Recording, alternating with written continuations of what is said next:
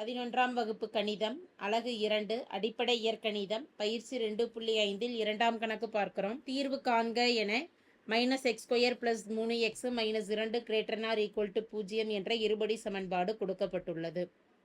சமன்பாடானது -x² + 3x - 2 ≥ 0.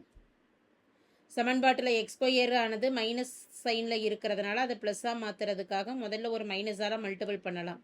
மைனஸால் பெருக்கிறப்ப அசமன்பாடு மாறும். > இருக்கிறது <= change ஆகும். -x² மைனஸால் பெருக்கிறப்ப +x² +3xங்கிறது -3xன்னு ஆகும். -2 மைனஸால் பெருக்கிறப்ப +2 <= 0. இதை காரணிப்படுத்தலாம். இரண்டு எண்களை பெருக்கிறப்ப x² கீழ் 1 மாறிலி மதிப்பு 2ங்கிறப்ப 1 × 2 2 கூட்டுறப்ப 3ன்னு வரணும்.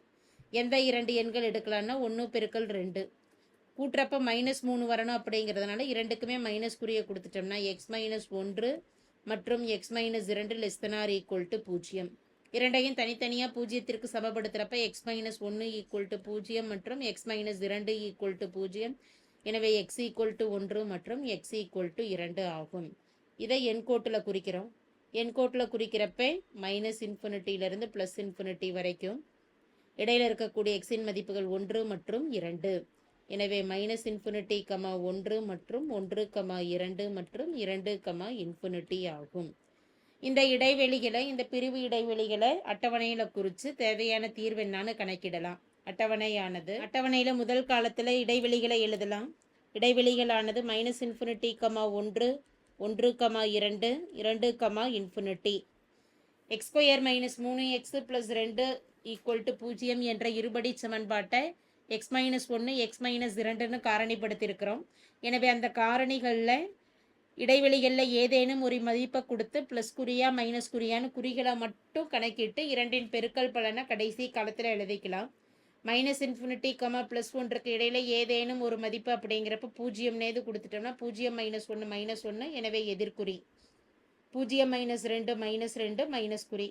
இரண்டின் பெருக்கல் பலனானது x² - 3x + 2 குறிகளாக அமையும். -× -1 மற்றும் 2ற்கு இடையில் ஏதேனும் ஒரு மதிப்புங்கிறப்ப 1.1 1.2 1.3 1.9 வரைக்கும் கொடுக்கலாம். 1.1 - 1 எனும் பொழுது மதிப்பு 0.1ன்னு வரும். குறியானது ப்ளஸ். 1.1 - 2 எனும் பொழுது -0.9ன்னு வரும். குறியானது மைனஸ். +× 2 ∞ இடைப்பட்ட ஏதேனும் ஒரு மதிப்புங்கிறப்ப 3ன்னு எடுத்துட்டோம்னா 3 - 1 2 ப்ளஸ் குறி 3 - 2 1 ப்ளஸ் குறி +++. நம்ம கணக்கிட்டு இருக்கக்கூடிய இருபடி சமன்பாடானது x² - 3x + 2 <= 0ன்னு கொண்டு வந்து வச்சிருக்கோம். <= 0 என்பதால் எதிர்குறி தான் நமக்கு தீர்வாக இருக்கும். எதிர்குறி வரக்கூடிய இடைவெளியானது 1, 2. அசமன்பாட்டில் <= இருக்கிறதுனால 1, 2க்கு நம்ம ஓப்பன் பிராக்கெட்டுக்கு பதிலாக க்ளோஸ்டு பிராக்கெட்டு கொடுத்து தீர்வு எழுதலாம். தேர்ஃபோர் தேவையான தீர்வுகள் 1, 2 க்ளோஸ்டு பிராக்கெட்டில் எழுதலாம். தேங்க்யூ.